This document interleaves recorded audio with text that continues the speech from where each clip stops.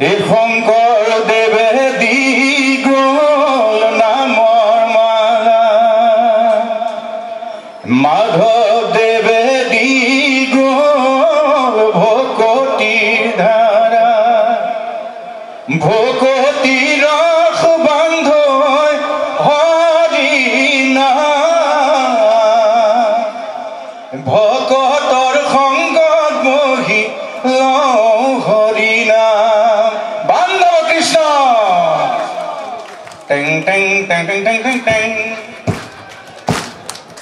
এই শংকৰদেৱে দি গ'ল নামৰ মালা, এই মাধৱদেৱে দি গ'ল ভকতি ধাৰা, ভকতি ৰস বান্ধৈ হৰি নাম, ভকতৰ সংগত বহি হৰি নাম। কৃষ্ণ নিশ্চিতভাৱে আপোনালোক সকলোৱে জানে, যেনেকৈ আজি এক বিশিষ্ট পৰিস্থিতিত, এটা অভূতপূৰ্ব পৰিস্থিতিত আমি আজি ৰাস উদযাপন কৰিব লগা হৈছে।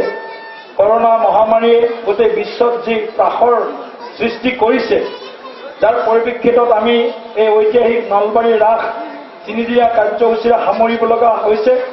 গতিকে এই ঐতিহাসিক পৰিস্থিতিত আমাৰ সকলো সাংসদ পুঁজি 2 বছৰৰ কাৰণে বন্ধ ৰাখিছে। তথাপিও 2021-22ত যেতিয়া সাংসদ পুঁজি আমাৰ বাবে মুকলি কৰিব, সেই সাংসদ পুঁজিৰ এটা অনুদানেৰে যথাসম্ভৱ যিমান বেছি পাৰি সিমান বেছিকৈ মই সাংসদ পুঁজিৰ এটা ধন দি মই এই পূজাশালীখন বনাই দিয়াৰ কাৰণে মই আপোনালোকৰ ওচৰত দায়বদ্ধ হ'লোঁ।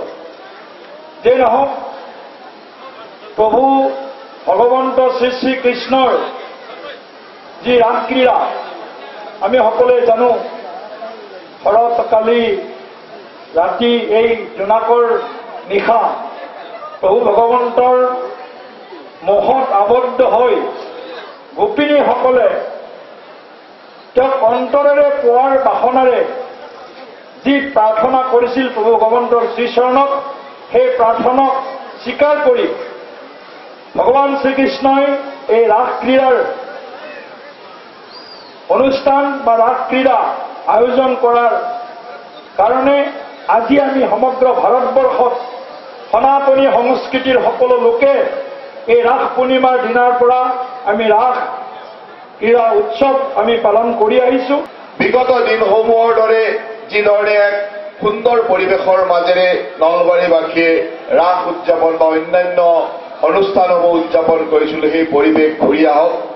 আজি আমি বহু বছৰৰ আমি হয়তো মনত নপৰে এনেকুৱা দিন যে ভ্ৰাম্যমানবিহীন নলবাৰী ৰাস মহোৎসৱ, ভ্ৰাম্যমান থিয়েটাৰবিহীন ৰাস মহোৎসৱতো আমি যতীন বৰা ডাঙৰীয়াক পাই আনন্দ অনুভৱ কৰিছোঁ যে আমাক অকণমান হ'লেও সেই ভ্ৰাম্যমান থিয়েটাৰৰ মনটো চুই যাবৰ কাৰণে অকণমান সুবিধা দিছে। আৰু এই উৎসৱমুখৰ ৰাস পৰিৱেশৰ পৰা আঁতৰি থাকিও আমি তিনিদিনীয়া যি আধ্যাত্মিক অনুষ্ঠান, সেই আধ্যাত্মিক অনুষ্ঠানৰ মাজেৰে আমি ৰাস মহোৎসৱ পালন কৰিবলৈ লৈছোঁ। আৰু আশা ৰাখিছোঁ যে আমাৰ এই নলবাৰী ৰাস অকল এক আধ্যাত্মিক অনুষ্ঠান নহয়, নলবাৰীবাসীৰ বাবে এক সমন্বয়ৰ অনুষ্ঠান। আমি নলবাৰী হৰি মন্দিৰত সকলো মানুহে জাতি, ধৰ্ম, ভাষা, দল উপদল সকলো পাহৰি একলগ হৈ আমি এক সমন্বয়ৰ বাৰ্তা দিওঁ। আৰু এই সমন্বয়ৰ মাজেৰে আমি ইমান বছৰ এই হৰি মন্দিৰ বা ৰাস মহোৎসৱসমূহ চলাই লৈ গৈছোঁ। আৰু সেই এক সমন্বয়ৰ বাৰ্তাবাহক ৰাসে আমাৰ আগন্তুক দিনবিলাকক আৰু মধুৰ কৰক, আমাৰ মাজত সমন্বয় বৃদ্ধি কৰক।